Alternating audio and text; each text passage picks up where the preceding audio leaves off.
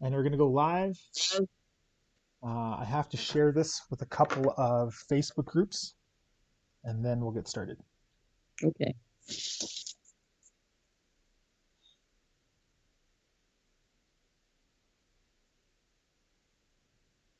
So just 2 quick seconds.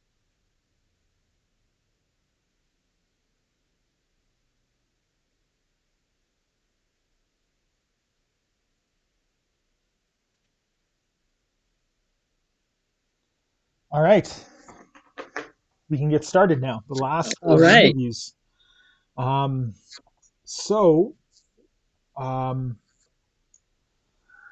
name is Gits Crazy Boy. I am coming to you out of Womxn's Siksikaitsitapi territory, which is also known as Calgary, so-called Canada, Alberta.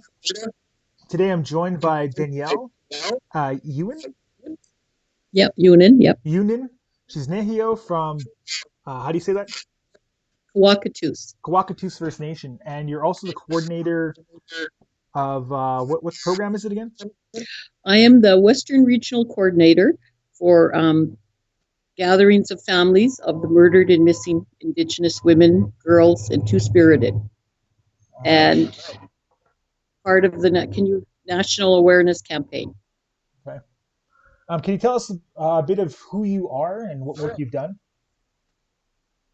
Pardon me? Can you tell us a bit of who you are and what you've done? What your work has been? Okay, I have been in community development, and I'm a writer. I have spent the last 35 years or so working in community with my people on my issues. I was an activist way back when it wasn't cool to be an activist. I mean, back here in Saskatchewan, where I was born and raised, when we would hold a demonstration, there would be like 10 of us showing up. And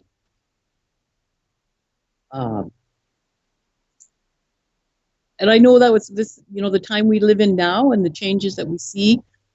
I mean, that's what we all hope for, is that our people would become awake, that they would become aware and resist the oppression, resist what history has told them.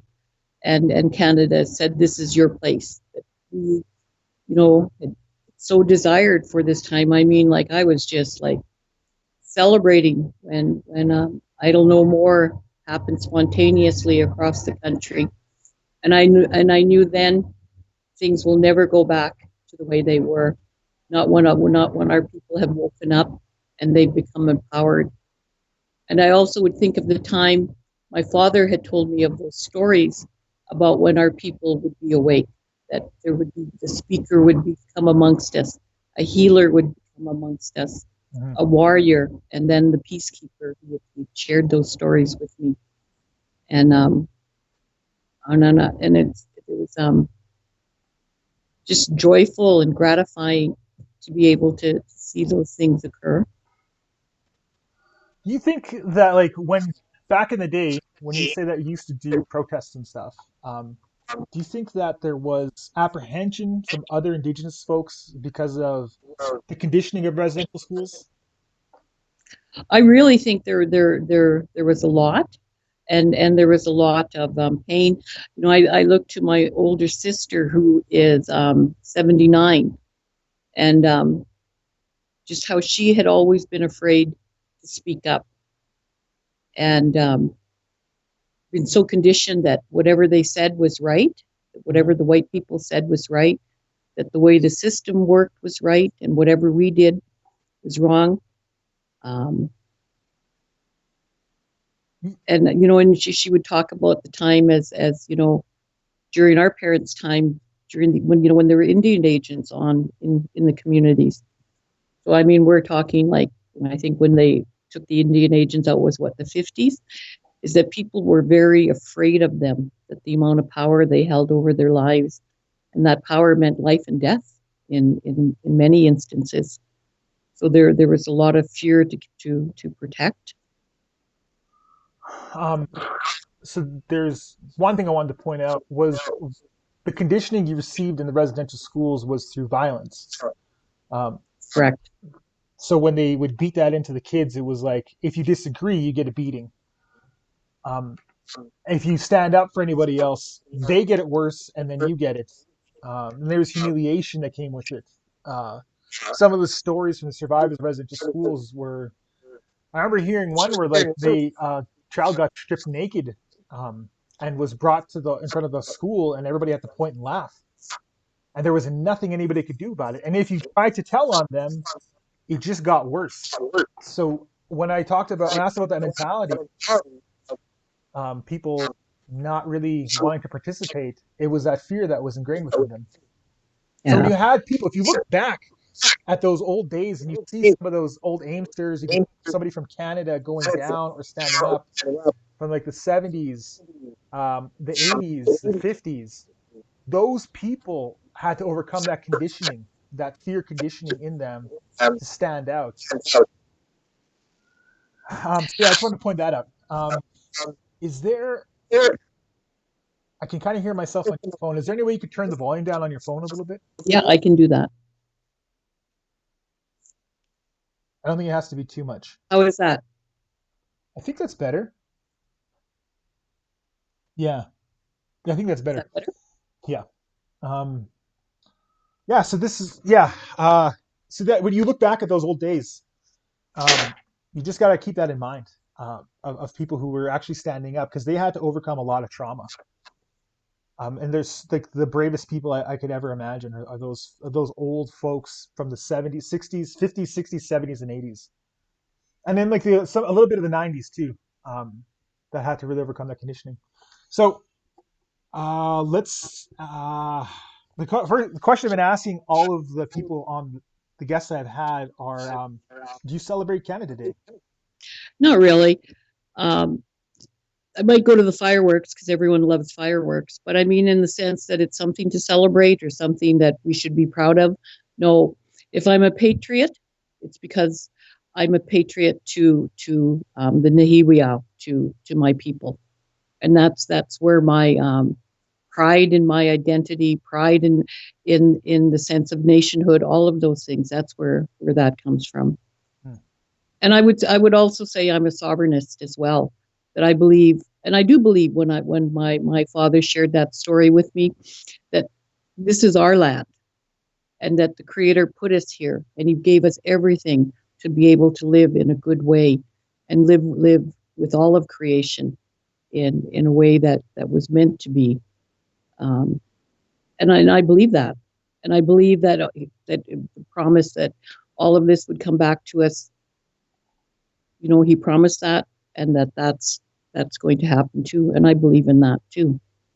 Um, and I think in our reserve communities, people feel apart from Canadian society, and they don't feel like they're part of Canada. They're told, but they don't have that kind of connection or in that identity. Even a traveling abroad, like even traveling out of the country. Um, I don't say I'm Canadian. I say I'm Nahiwiao, I'm Cree, I'm Indigenous, and so And more than I'm Canadian. they've branded us that though. They've branded us as like non-Canadians. They've branded us as Indians. Our status card, quantifies who we really are. It's like we're not Canadians, not even in their eyes. The assimilation process, that one I've talked about with Russ Daibo, was to assimilate us into the Canadian society, to get rid of the Indigenous identity, to no longer to strip us of our virtually, like, I am Sakatatapi and Dennis Suthlane. I'm not a Canadian. This is where I get my moral authority from. This is where I get my moral compass from. But even the treatment of Canada to us, they didn't place Canadians into reservations. They didn't place they didn't forcefully place Canadians into a school system that was meant to solely hate themselves and erase who they were. They didn't do that to Canadians. They did it to us, and then they tell us just to get over it. So no, I don't celebrate Canada Day, And it's not necessarily because I'm putting this up, but I'm recognizing the wall that Canada has put up towards us. So what I wanted to like really get to talk to you about was the Murdered and Missing Indigenous Women's Report. You had done some work on it. Um, as an activist, Mm-hmm. uh, I belonged with a group called Families for Justice, which was a group of families from across the country that wanted a more grassroots, a spiritual, ceremonial, land-centered approach to the inquiry, Mm-hmm. and that inquiry that followed the colonial system, and and ended up having the same kinds of symptoms from colonialism. Families didn't feel heard. Families felt left out. Families felt afraid they weren't going to be heard or weren't going to be validated. That their needs weren't being going to be looked after. We're talking about someone who has had the courage and to come forward and talk about their loved one who often has died because of horrific violence, and to speak about that and to share that. And that when if someone is going to share that part of themselves with you and be that vulnerable, then you have an obligation and a duty to make sure that the environment that they're in is loving, kind, and empowering. And then they came up with the term trauma informed, Mm-hmm. but everyone doesn't seem to know how to really connect to the empowering part of the trauma informed, is that the process of healing should also empower you. And that I think a lot of the families did those things on their own. And I think as the movement grew, it also empowered the families, and families began to heal. I mean, even in our own family, my sister's body was found outside of Calgary in 1982. Mm-hmm. It was on a dirt road. It was on one of the coldest nights of the year. They police, when they spoke with my parents, when they came to tell my mom and dad, and I sat with them because I wanted to make sure my parents weren't going to be taken advantage of, and that any questions they had would be answered, or if a question needed to be asked, that it would be asked, that I would make sure of that. My other siblings didn't want to be there because it was a very painful time, and so the police officer described it as um, what was left, because it had freshly snowed, so the tracks left um, the story, that you could see a car pull in, you could see where the car pulled out and left, that there were no other traffic. There were footsteps, there were scuff marks by on the driver's side of the door, and at the driver's passenger, like in the back seat, passenger side or the back seat. And that's probably where they took her out of the car, and then they drove away. And across the field, because it was on the edge of Calgary, that there was so it's the industrial area. There was a building with lights on, and that they believed she was trying to make it to this building, and she walked and fell, walked and fell, walked and fell, till where she died of exposure. Um,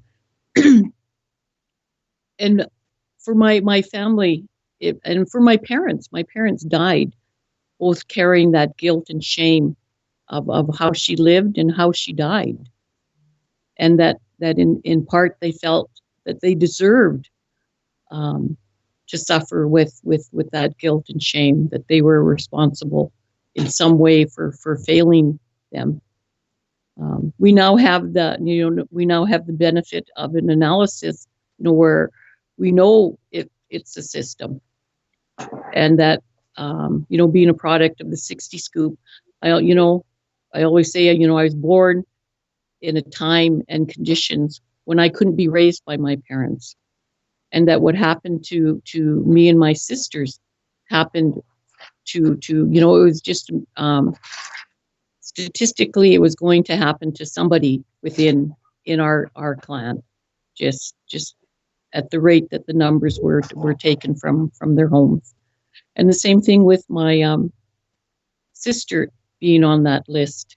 It was statistically what has happened with Indigenous women and being targeted violence, targeted sexualized violence, targeted gender violence, that somebody was in our family was going to end up that way.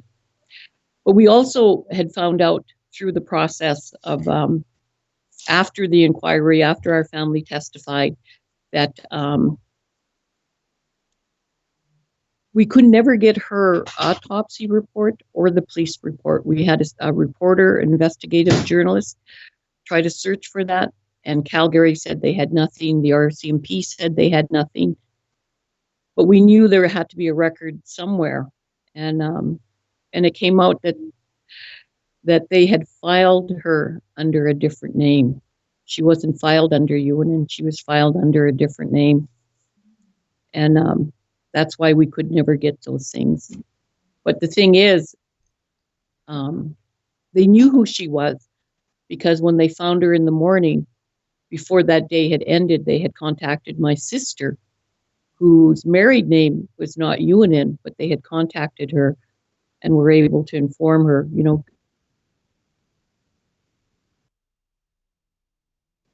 So There was there was a little bit of there are some really lingering questions there. How could that happen? there was a little bit of a delay we had in what you were saying. So we'll have to go back a few seconds. They didn't know your sister had a different married name, but they still contacted her.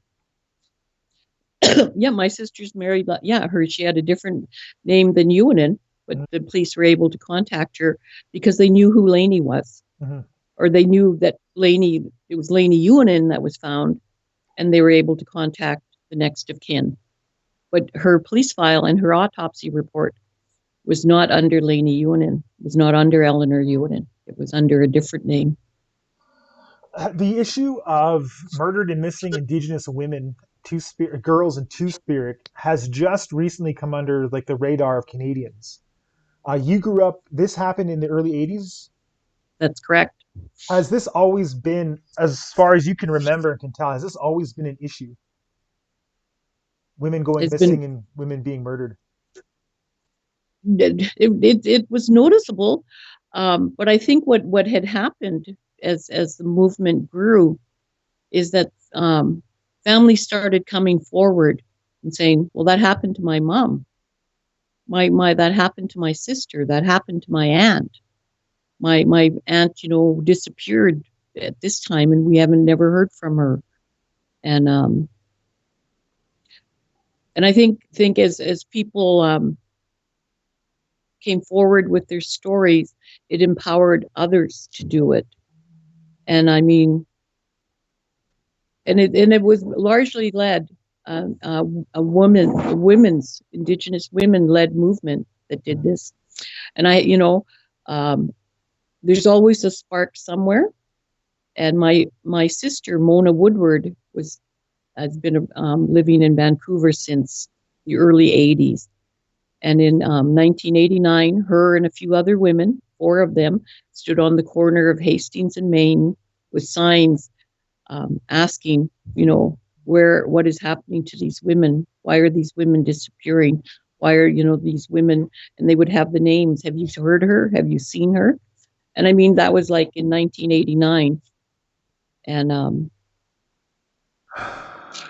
I mean, there's always been a spark somewhere, and as it moved to an international level, and being a women-led movement, that the empowerment that's flowing across the families, through the families, and through the generations. I mean, that is an incredible strength, incredible resiliency. And the way the women have taken control of even of telling of the stories, that they're now saying to the media, no, you're not going to sensationalize the violence and the awfulness that happened to my sister. or to my mom, to my relative. What you're going to tell is her humanity, her beauty, her strength. And what you need to focus on is why it is happening. That's your responsibility, is to find the answer to that as a journalist. So they've even taken control of that. And then getting back to the National Inquiry, you would also see that with like I said, there would be colonial aspects of the National Inquiry. I know at the hearings in Saskatoon, as an advocate and an activist, I was up late every night of the inquiry helping families put together their presentations for the next day. And you would think that the inquiry would have had someone helping them do that. And the other thing would be is that we're talking about a group, a segment of the population that is the most vulnerable, the poorest, and that families were expected to get to the hearings on their own, then they would be reimbursed with travel. And that if we're looking at 60% of that population of our families living in poverty, I mean, just to get, a tank of gas, $100 to get to the hearings. And then if you have children, to be able to look after those needs. So I and a group of others were helping people do that, to make sure that that was taken care of, and going and advocating with staff at the inquiry. This family needs diapers. This family needs to make sure these children are looked after. And I mean, in a colonial system, I mean, those things are left to the bottom, and expecting families who are really poor to fend for themselves until the last day when they get their travel. They should have did better to look after the families. It's hard to like prove, but do you believe, or do you think that that was purposeful to deter people from coming in, from telling their stories, from sharing their stories? Well, it's how that system works. It's based on exclusion. So they had a group of people who, and I mean, and that's very much, if you did sort of a cross section of our communities, we have people who are independent thinkers, who believe that the Creator put us here. This is our land.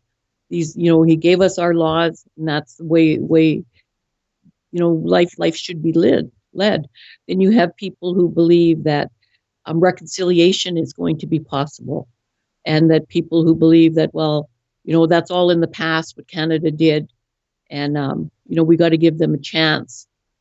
And you have, we had women advocate groups here, established ones, that would be giving gifts to the RCMP, and I think that's something that came out through almost clear across the board, that families' interaction with law enforcement and with the RCMP. I mean, I don't recall hearing a story of saying, well, this officer was so good to us, he helped us, and he stayed with us, and he took us through all of this, or she took us through all of this, and they were all so responsive. That is not the experience of families with the RCMP or with law enforcement. They just make it harder. They compound the grief. They have triggers. People feel they're under suspicion when they have to talk about what happened to their loved one. I mean, it's not healthy. It's not loving, and it's not kind. It's not the way we're to do things our way. In the way our way it's done. It's our way is love and compassion and kindness, and thinking of others first. So even the families that were coming forward felt like they were being criminalized by the RCMP. Many of them did. Many of them did. So it's hard to work with agencies that are giving gifts to the RCMP and to the police for their great work for the murdered and missing. Mm-hmm. And it's like, um, like why are you? yeah, like, why would they do that? But it's because where they come from, that mindset, Mm-hmm. where you have to build relationships. We have to start somewhere. Well, we've started, things started a long time ago, and the way people behave, and live and how they interact, that's a choice. Hmm. I mean, even if they are in white and in a position of power, how they relate to another person, that's a choice. And I mean, the one of the weakest excuses, well, it's our policy, and I mean that's one of the weakest excuses there is. That Yeah, shows that they have no moral courage. it's hard because I know that I remember my uncle telling me um, when he was intoxicated, and that's the only time he would really talk about residential schools. And he said he was crying, and he said he tried to tell the police, and they didn't do anything. Um, I and that was just about his abuses, you know. And I think about I have friends who don't stop at accidents anymore because they did, and the very first person that came up to them to make an accusation was a police officer. It wasn't like, hey, thank you for helping this person who was, in a car accident. They were basically told, what did you do? And there wasn't any. It's like we're constantly criminalized, and we know this. We have um, historic, historic relations between the RCMP and us. We have Yeah. current relationship with the And RCMP and us. and then they're weaponized against us. They are. I mean that whole system can be weaponized against us. And the Um, forms that the forms it would take. I just was speaking to Canahis Manuel and our Canahis Manuel, and she's a land defender, and she has the RCMP weaponized against her in her peaceful occupation. Not even occupation, her peaceful land reclamation. They're harassing her right now. yeah. Uh, this is. I just And I want to mean, say, and that's not an uncommon experience. That's a common experience. That is the general relationship our people have with law enforcement and with the system. I I Um, I'd like to point out that I was asking people this because my own personal take on the RCMP is I get nervous if I have to call them. Um, I don't. Some people hate the RCMP, but generally, if you ask most of us, we're hesitant at the escalation that they will do. It's not. We don't feel safe if I have to call the police. I get worried that I have to call the police. A lot of us are more afraid of what they're going to do than we are of like absolute just hatred. I don't think as a nation as a whole we hate them. I think as a nation as a whole, based on his history, based on current events, we're more afraid for what they're going to do to us. correct. And the power they have to do, and Mm-hmm. they and just even the intimation that they can do something. I mean, like, so there was a break-in in the town where I lived. I mentioned to someone, I saw someone on, I saw a person on the street. The RCMP came to say, well, we heard that you might have saw something. And I said, well, I don't know. It was really, and I'm trying to explain to them. Next, they're taking my name and my birth date. And I'm asking, well, why are you doing that? They said, there, well, we just do this. It's policy. I'm saying, there, no, what you're doing is profiling. And you don't need my date of birth or my name, or my date of birth or any of that. I can tell you I don't have a criminal record, but you're going to check anyway. Um, I said, but I mean that is so common. Yeah. And that's like we just recently had the thing with my chief at the Basket Chippewa First Nation. He was brutally assaulted Oh, that was horrible. and I don't know if this is true, but somebody was saying that that specific police officer has an investigation on him, or he's being investigated, or whatever, for entering into a house without a warrant and attacking somebody. Don't know if that's entirely true, but it doesn't surprise me. Our relationship with the RCMP is really, really messed up, and the inquiry covers a bit of that. But for those that don't really know what the MMIW inquiry is, can you tell us a little bit about what it covers? That was the end result of a 30-year movement of families demanding answers and demanding that it's a system that has targeted women, targeted our women specifically, and that a system that does not value our people and our women even less. That we're disposable. I mean, one of the stats is that Indigenous girl today has an 85% more chance of going missing, being murdered, a victim of violence, sexual assault, or rape than she does graduating university, getting married, and having children. That's a pretty sobering statistic. And these statistics are under the Canadian consciousness, just coming to the surface within the last couple of years. Well, However, I think all of the attention around the national inquiry brought it forward. Um, but what I'm saying is it's just recent. However, we've known this for decades.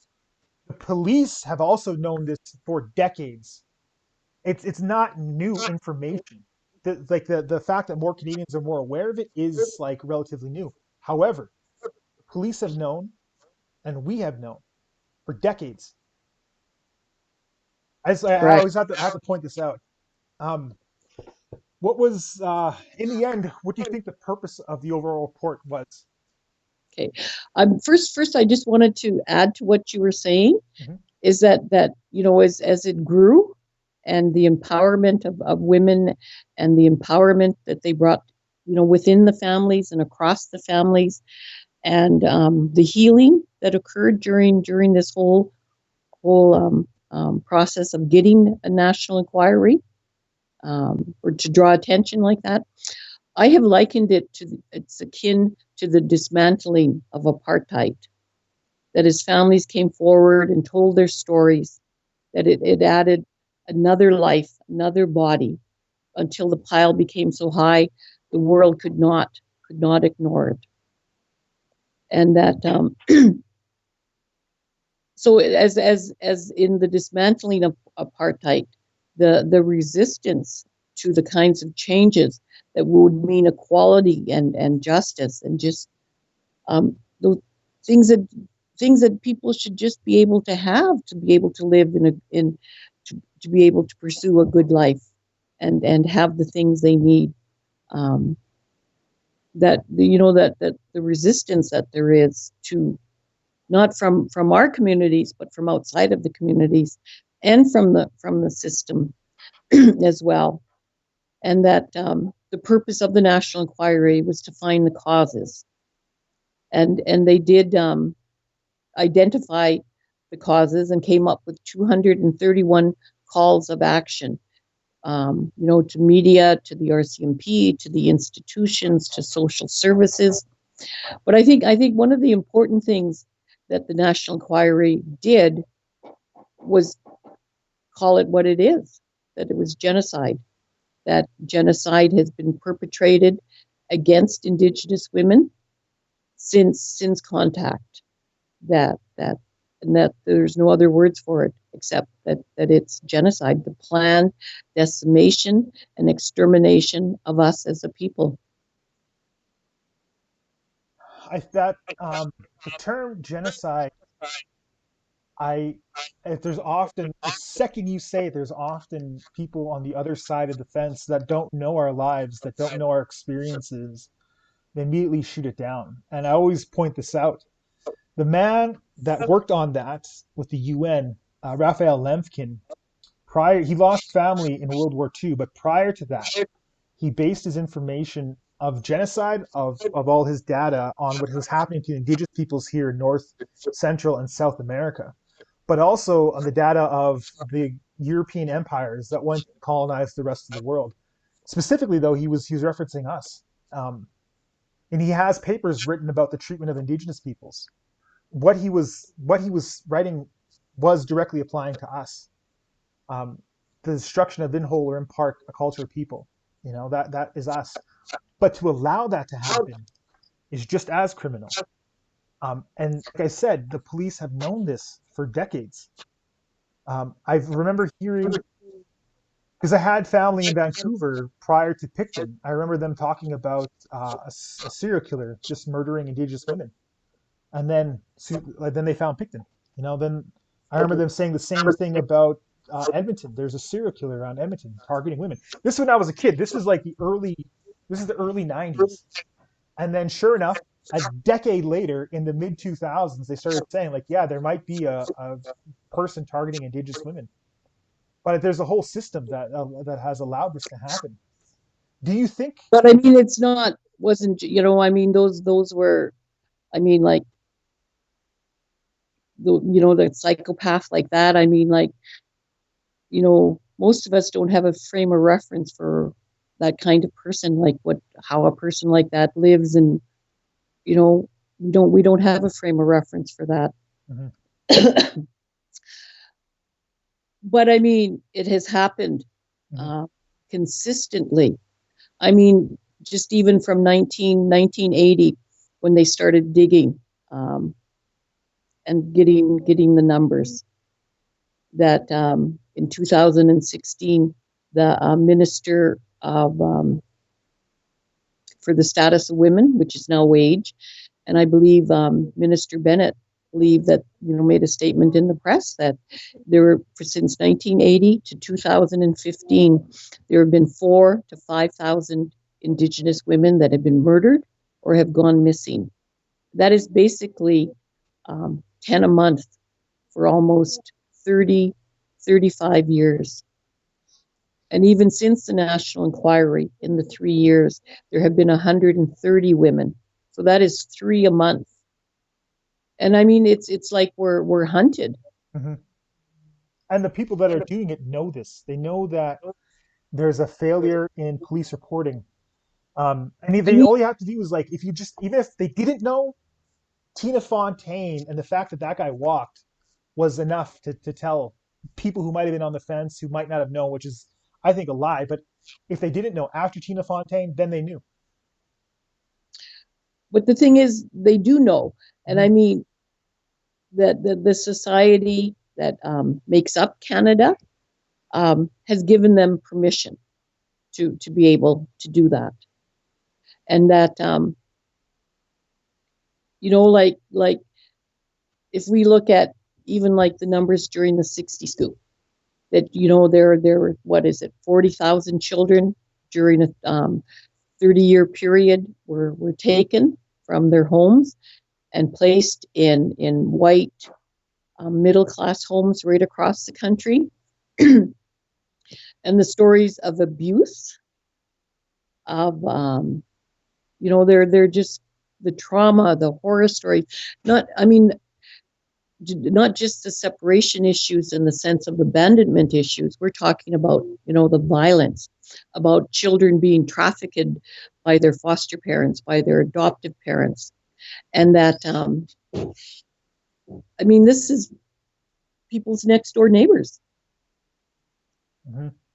So there's a whole permission in society um, that has a really lack of moral character and moral courage and a sense of justice. And I mean, it's how do you live like that?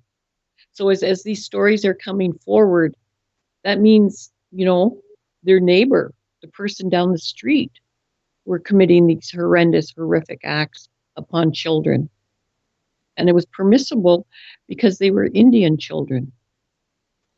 And just to elaborate, the 60 scoop, when CFS or child social services would take a child, they were giving such broad, um, like a broad scope to apprehend a child. So one of the things that they could have had was if the child may be exposed to a relative who might be intoxicated. That was one of the things. It didn't say how much, who the relative really was, even if they were like, the relative didn't have to be at the house drunk. They just had to be at the threat of a relative that may or may not have been intoxicated there. That was enough to apprehend a child. That's why the scoop was so big. That's why it was such a big problem. Canadians and white people didn't have that um, broad scope when it came to apprehending children. We did. That was slightly modified, but they're still apprehending children at alarming rates clear across Canada. And I know when I was in Winnipeg and I was working with a news agency, some of the people were saying it's almost about they have a thing called birth alerts where a child is born, they go and apprehend the child a few hours after they're born. Um, these birth alerts, they said of almost a child per day is apprehended in these In Winnipeg what? Yeah. hospitals. But these birth alerts aren't just Winnipeg. These birth alerts happen in different provinces. So like It, we it, talked about it, 60, sorry, we talked about the 60 scoop. That's what we were talking about. Not the fact that yeah. these families were just so dysfunctional, they had to have the kids taken from them. It was a very broad, very vague scope of what to apprehend a child. So one thing I wanted to ask, But there was, what I oh, sorry. what the point I wanted to make is the lack of moral fiber that Mhm. the society we currently live in. That we live in a society filled with abusers, and so things like systemic racism, it's built in there. I mean, so if I come in contact with I can think of an instance where my son was in an accident and his femur was broken. So after he was getting released, after he'd been there in surgeries and that kind of thing, and he was being released, and he was an adult. They wouldn't fill his prescription for his pain pills, and nor would they answer any of the questions. And because he was in so much pain still, we just had him go back into the hospital so that he could be taken care of properly. And but I mean, like the way they spoke to me, the way they looked at us, the assumptions they made um, was they didn't know I'm a matriarch, that I'm an accomplished woman, I'm intelligent, I'm well educated, well traveled, um, presenter at international conferences. That's not what they saw. And I mean, and it was a given, and it's just so tiring. And I remember getting into it with the doctor, and when he wouldn't answer my questions, and he says, "Take it up with the administrators." And I said, "Well, that will be one way, but the other way will be taking it up with the donors." And and I mean, like that sort of took them back, because I mean, like that affects them, right? Because that's money. They understand that. Yeah. Um, yeah, we have these. There's been such a historic villainization of Indigenous peoples since settlers and colonizers first landed, of us being merciless and savage, and then us just to being failures. Like we can't evolve, and that it's still in there. They still perpetuate these lies about us, even in the media. They'll focus on all our negativities. They'll focus on all of our failures. They'll sensationalize all of that. So when it actually comes down to actually meeting us, they have all these preconceived ideas and notions. Even their definition of a nehio and a person is that we were nomadic. We're just kind of wandering aimlessly around the lands looking for food. But we had territories. We had multiple homes throughout the years that we would go and settle. We would go and eat. But that's still perpetuated. Their response to you and your son was from years and years and generations of conditioning to see somebody that was guilty, or to see somebody that is going to abuse pills, not as a person who's looking for help, not as a person who sought help. And this is ingrained. This is systemic. And a person who was entitled to it, whose basic human right to health care, right? Yeah. That they can interfere with that, like it's It, it, this is so deep. Let's go back. You said there was 231 calls to action. 231 calls to action, And this calls of justice to justice. the final report came out last year. June 3rd, 2019. How has any of these 231 calls to action put into motion? None, nothing. Um, I think they're trying to begin a process of consultation with families. I know I have been on a couple calls with some, where Minister Bennett was on, but and I really, appreciate the Manitoba Coalition, Hmm. that their position is nothing about us without us, and that the families, their contribution to creating the kinds of change these calls of justice are asking, um,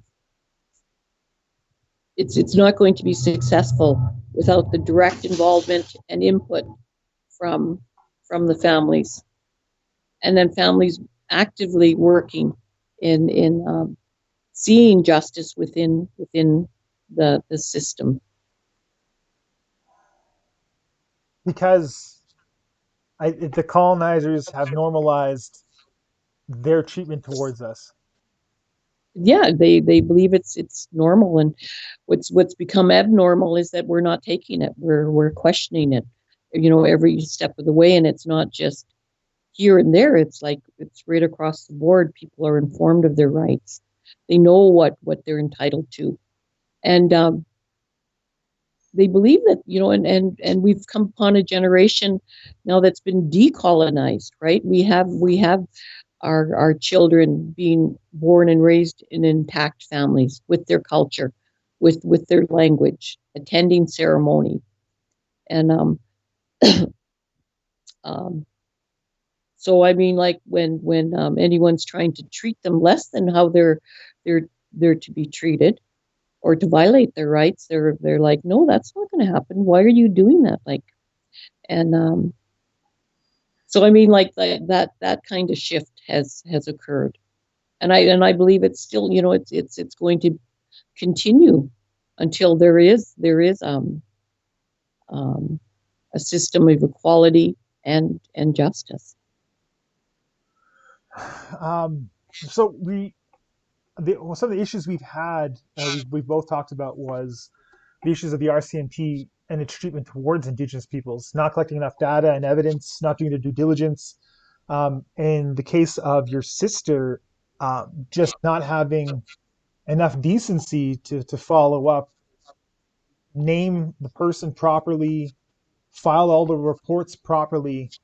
The Black Lives Matter movement has been talking about defunding the police. Um, what are your what are your thoughts on that? Well, I think there has to be a shift in thinking about of the mindset of how we see police. Um, I mean, like, if even if you look at the origin of the whole concept of police, that started in the medieval, in Europe. One year, I think it was like 1680, they had a surplus of grain. There was so much grain that people were allowed to drink for, just mere pennies a day. They could drink all day for a penny, and the working class, the peasants, turned against the landowners and started smashing their property, threatening them. The military was called. They were too brutal. So then the police were formed. And it was essentially to protect rich people's interests, themselves, and their property. Now, if we look at how our societies worked with protection, we had societies that were were there for protection, but also um, they would do things like to make sure the widows in the community had food, had their needs met, had their house, their lodging, um, that they were heard. Those children were, the orphan children were looked after. That was their role. So I mean, that is a big difference from um, our concept of police to that concept of police, and that there has to be a real shift in the kinds of that kind of change. And I think that's one of the reasons why the murdered and missing Indigenous women's movement is so important. Because I mean, like when you talk about how a society, you can gauge a society is by how well they treat their women and how well, those the ones with the most vulnerable, the ones that are poor and dispossessed, how they're treated, and that so all of these calls of justice are calling about legislation, policy, systemic um, change, and there are allies out there. There are people who want to be part of that change, and I think in the Black Lives Movement. Janet Hemp, I believe her name was, had a theory about how um, it's not about being anti-racist. It's about being um, a, justice. It's about becoming so imbued with a sense of justice, social justice, um, that you just automatically respond like that. You don't need to be informed by your Black friends or your Indigenous friends on about what is appropriate or inappropriate or what is racist. Is that they've developed a sense of justice, Mm-hmm. and that they just act with it, and they act that way.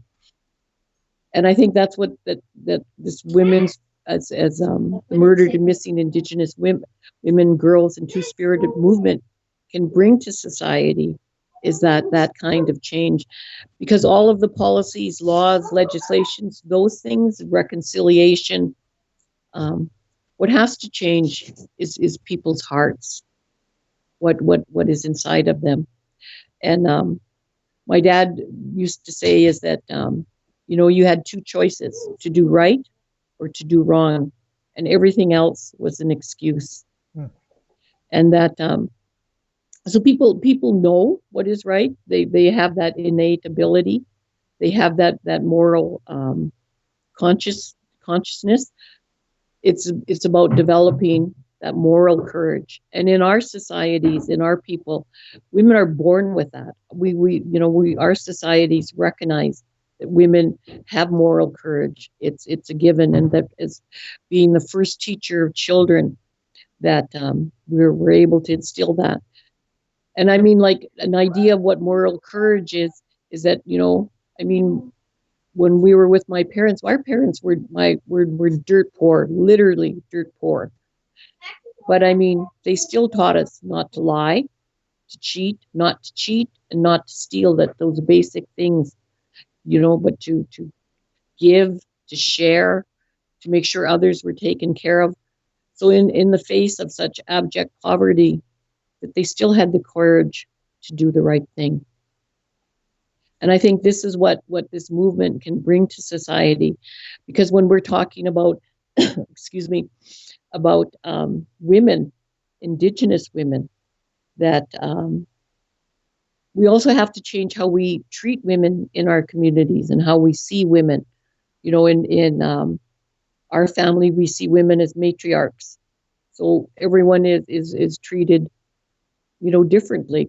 But maybe in another family, there's lots of jokes. I mean the jokes at our powwows and at our events, Mm-hmm.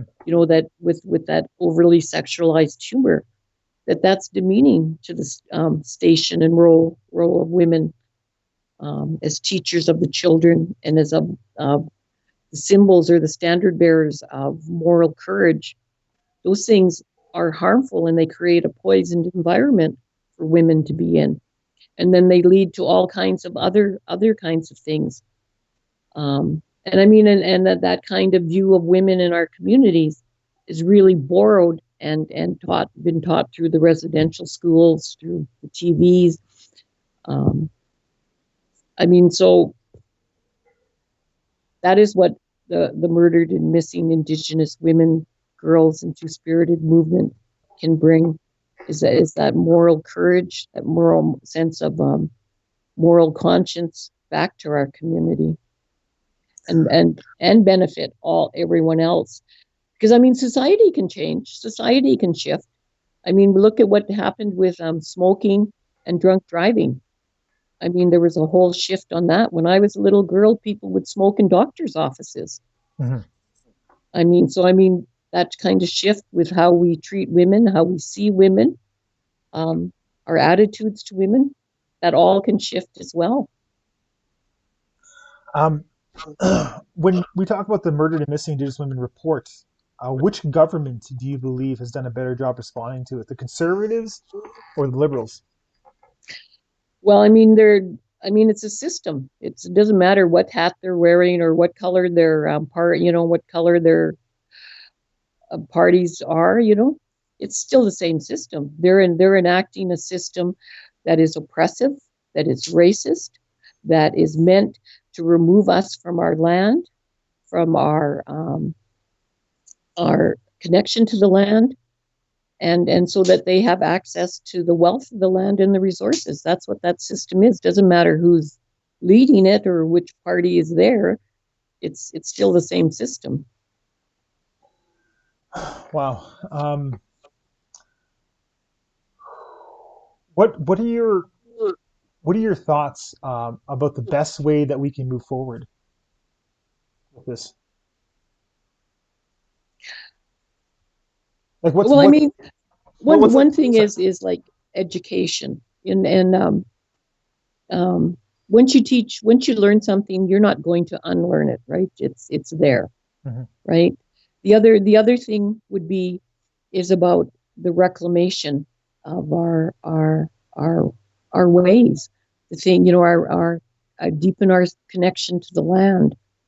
Um, bring that back. Our connection. Speaking our language.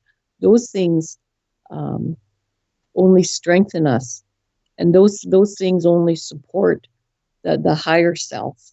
Of the giving, the sharing. Those laws that we have of sharing. That's a law that's a Nehiwiya law. Is that everything that I've been given isn't meant for me or my benefit. I'm to use it for the benefit of my family and others. But if I've been given more, it means that it's my responsibility, not to everyone else, but to the Creator, that I give back more. And then that as more people do that, that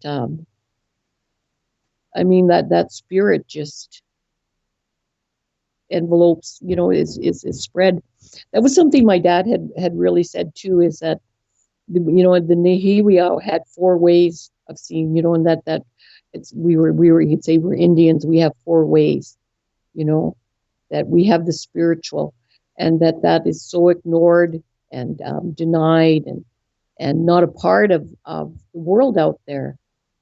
But we were given that, and that we were always to be aware of that, and Hmm. that if we don't have that part, we're missing a big part of ourselves.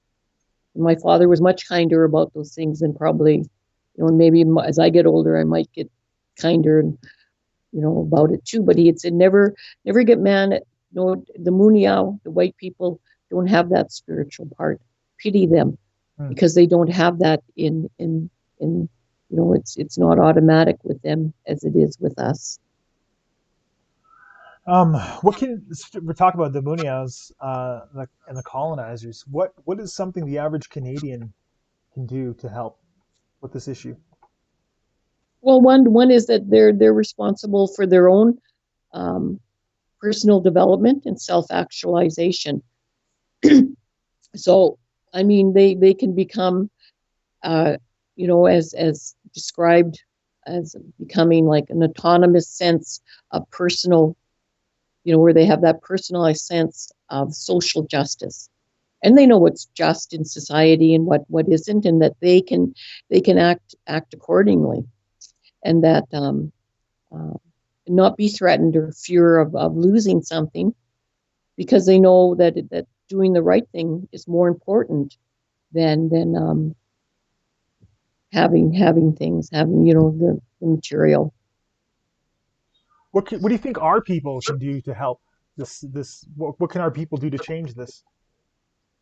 Our people, I mean, be yourself, be who you are, be Nahiwiao, be Ojibwe, be Nishnawbe, be Lakota, be those things, because um, all of those things, that is where our power, our strength, our beauty, our intelligence, all of those things are embodied in, are in that, um, and that, teach it to your children, bring it into your homes, and in those ways it teaches us to be grateful and to be joyful, because as joyful beings, our strength is increased 10 times what it is otherwise. So we can take on these issues, but we can do it with joy. Um, even though my sister was taken, and there is some real questions about how she died, and the involvement, in the role of the police in their shot, was it just shoddy paperwork, or was it done purposely? Is there a purpose to having her name different on those reports? Um, but when I think about her, and about her story being told, about how it's brought our family together, and I think in my presentation there's a picture of where our family is gathering after we had unveiled a monument to her, bench in Calgary there, that there close to 100 of us there gathering in a really good way, and sharing and talking and sharing our music, our poetry. Excuse me. Um, but that's because of her. She brought that to our family. She brought that strength. She brought all of that.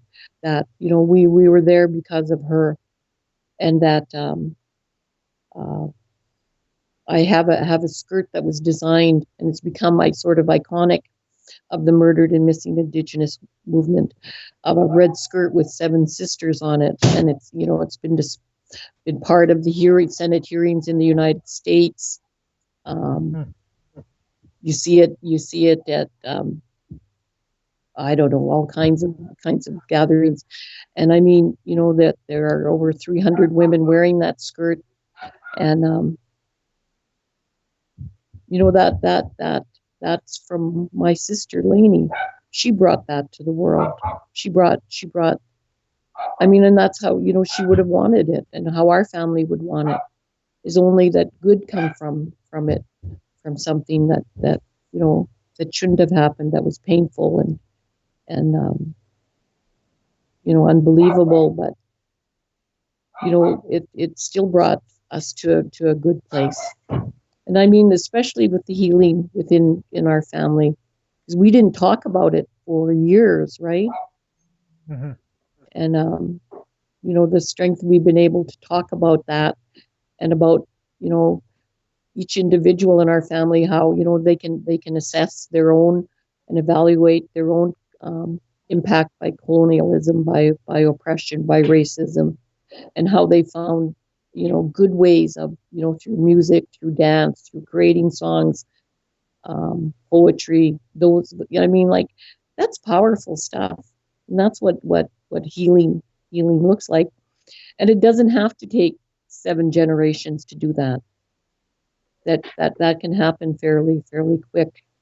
And I only want to say is that happened with our family, that it's happening with the murdered and missing Indigenous women, girls, and Two-Spirited families across the country. Is that they're healing, they're strengthening, they're an example of courage and love and compassion. It's pretty amazing, some of these individuals, these women. Wow, this is a really heavy topic. Um, I struggle with it now more so than ever because I have a daughter. Yeah. I have nieces, and the reality of them being taken is still there. that now that I have a daughter, it's hard to say. It's just a hard reality. For those that are struggling right now with having a sister stolen or someone's gone missing, what messages would you have to for those that are just in the midst of all of this? Is that um, it's not going to be easy. They might wake up in the morning, and there'll be times during the day where they are dealing with their grief, but there are also times where they're going to be feeling, happy, and there are other things in their life too that will bring them joy. Their children, their their service, and that what they're doing and for their loved one is only going to lead to good things. And I mean, like when my family decided to do this, put her name on the list, and it was done with a specific intent that it not happen to someone else, and that we were prepared to go through what we needed to go through to be able to get to that point. And then and in the words of her sons is that to take it all the way, don't stop, just take it all the way that we can, and that by standing up for their loved one and seeking justice for their loved one, that it's going to that spirit of justice that is emanating from their actions from the land, then it's going to affect everybody, and that spirit of justice is like gravity. Nobody's exempt from it. That we all are affected by gravity. There's no one exempt from it, and it's the same thing with that spirit of justice, and that is born of love. Then it's going to do some good, and it's going to have an effect. And they are really honoring their loved one and their people and their future daughters of our people by doing that. And it's not easy, and there are different help, but it's their loved one. They speak for their loved one. They know best what would work for their loved one. Never to relinquish that power to a group or to an agency. Well, thank you. For those that are looking for more information on the organization you work with, was there a Mhm. website or a Facebook page? Well, it's under construction right now, and we'll have a Facebook page and a website up probably before the fall, and it'll be able to um, be a place for families to come, as well as for information as well. Um, is there any recommended readings you'd have for people to check out in the meantime for the regarding MMIW? Um, I think I had several, just right off the top of my head. I have several in my report that you might have posted, or my presentation. I Mm-hmm. have several pieces listed there, the calls to justice. There are some articles, there are some books. Okay, that'll be posted on the comment section of this, and then also this will be on YouTube. So you'll see under the description, you'll see the links to what Danielle is sharing. So you can take it upon yourself. It's your responsibility now, if you're watching this, to get yourself educated and read it. I just want to say thank you for your time. Thank you for sharing your knowledge. It's been um, very eye-opening, and it's been very somber. It's been very real to sit here and have you share with your knowledge on this. Is there any last things you'd like to say before we close? No, I just want to thank you for giving me this opportunity to share. And I feel really honored to be able to have been part of such, like the people that spoke before me. And thank you for that. You got a shout out from your sister Deb. She says that she loves you and she's always proud of you. Uh, And I think with that, I think we'll close this for now, and we'll talk to you soon. Okay, talk to you soon. Thank you.